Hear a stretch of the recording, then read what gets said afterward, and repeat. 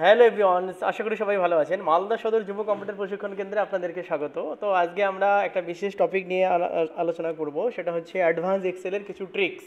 ঠিক আছে, তো শুরু করা যাক। আমরা হয়তো পার ভিডিওতে 2-3টে টপিক করতে পারবো। তো স্টার্ট করি। তো দেখিনি, আমরা স্টার্ট থেকে এক্সেলে গিয়ে ক্লিক করছি। তো ক্লিক করলে পরে আপনি স্ক্রিনে দেখতে পাচ্ছেন যে ওপেন হোক। তার আগে আমরা দেখিনি 61 নাম্বার কোশ্চেন। এর আগেও আছে, আমরা সবগুলো জানবো। আজকে আমরা 61 থেকে শুরু করব।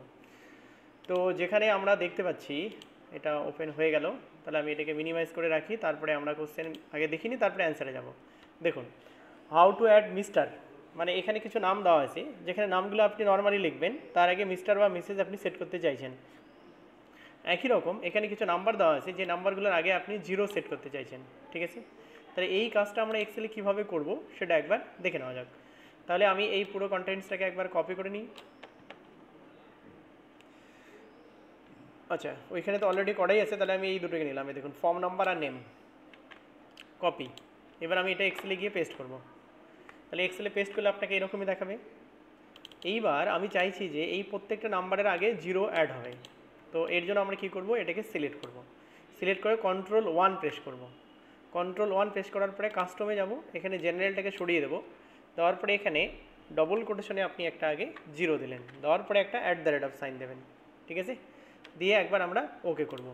তো অনেক ক্ষেত্রে দেখবে এরকম আসবে না। তো যে মেশিনে @সাইন সাপোর্ট করবে না, ওই সেম অ্যান্সারটা আপনি এবার সাইনের জায়গায় হ্যাশ দিতে পারেন। ঠিক আছে, তারপরে একবার ওকে করুন, দেখুন আপনার চলে এসেছে। ঠিক আছে, তাহলে আপনি কী কী পেলেন, সাইন দিয়েও হতে পারে বা হ্যাশ দিয়েও হতে পারে। এই যে দুটো সিম্বল দেখুন, হয় আপনার সাপোর্ট করবে, আর না হয় আপনার হ্যাশ সাপোর্ট করবে। এই দুটোর মধ্যে কোনো একটা সাপোর্ট করবে। ঠিক আছে, আচ্ছা আসা যাক পরের টপিকে। পরের টপিক হচ্ছে গিয়ে আমরা এখানে কিছু নাম দেখতে পাচ্ছি, এই নামগুলোর আগে আমি মিস্টার অ্যাড করতে চাইছি।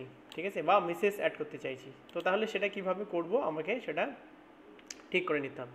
তো দেখিনি, আমরা এই পুরো নামগুলোকে সিলেক্ট করে নিচ্ছি। সিলেক্ট করার পরে আমরা একই রকম Ctrl+1 প্রেস করব। Ctrl+1 প্রেস করার পরে কাস্টমে যাব, দিয়ে জেনারেলটাকে রিমুভ করার পরে এখানে আমরা লিখবো হচ্ছে যা আমি চাইছি মিস্টার। তাহলে আমি এখানে বড় হাতের, যেহেতু আগেরগুলো আছে সেই জন্য এটাও বড় হাতের দিলাম। দেওয়ার পরে আমরা বা হ্যাশ, যেটা আপনার মেশিনে সাপোর্ট করবে। ঠিক আছে, তো তাহলে আমি প্রথমে দিয়ে দেখি কী বলে। একবার ওকে।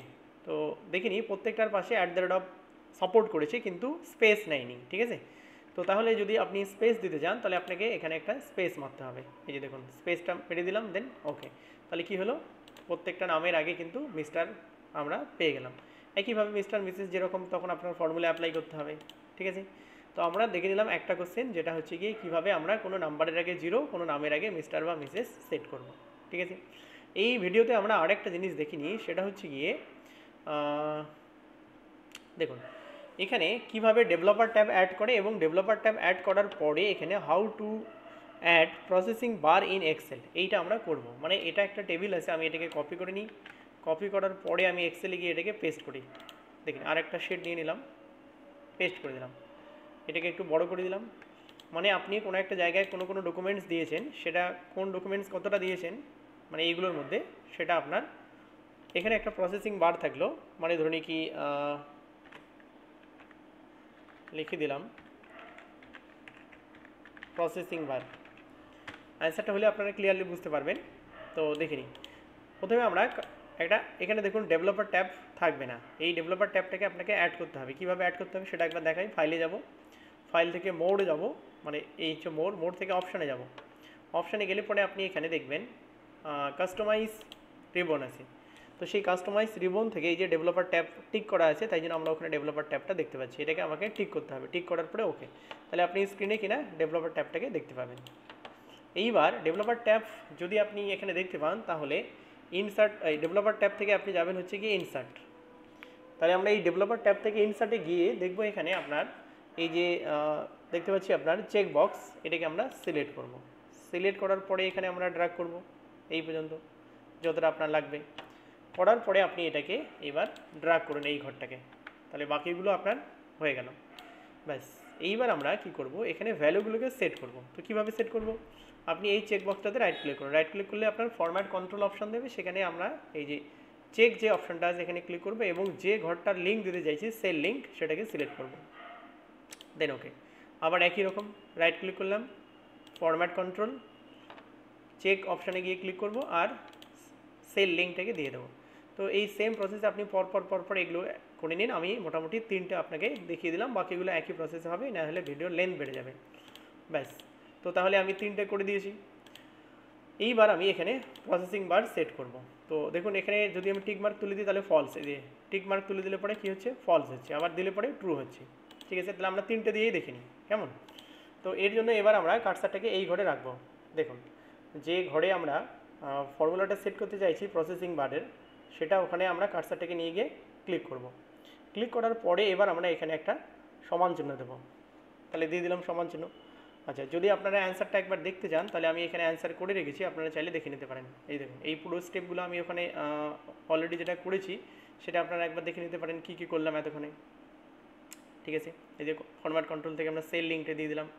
এইবার আমরা ওখানে টোটাল ঘরগুলোকে ক্যালকুলেট করব একটা। ঠিক আছে, তাহলে ক্যালকুলেট কীভাবে করব সেটা একবার দেখে নেওয়া যাক। তো ক্যালকুলেট করার জন্য আমরা যে ঘরে ফর্মুলাটা সেট করতে চাইছি সেখানে গিয়ে একবার ক্লিক করব।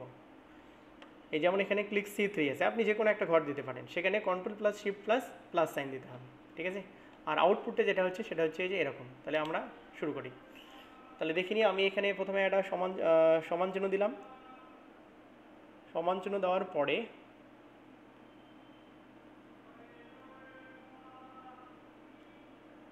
COUNT কাউন্ট ইফ লিখব। লেখার পরে আপনাকে দিতে হচ্ছে আপনার সেলগুলো। তো তাহলে এখানে সেল বলতে আপনার আমি যেখানে টিক করব সেটা। তাহলে আমি এই ঘরগুলো দিলাম, এই যে 3টে আমরা সিলেক্ট করেছি সেই জন্য 3টেকে দিলাম। ঠিক আছে, আপনার যতগুলো থাকবে ততগুলো আপনাকে দিতে হবে।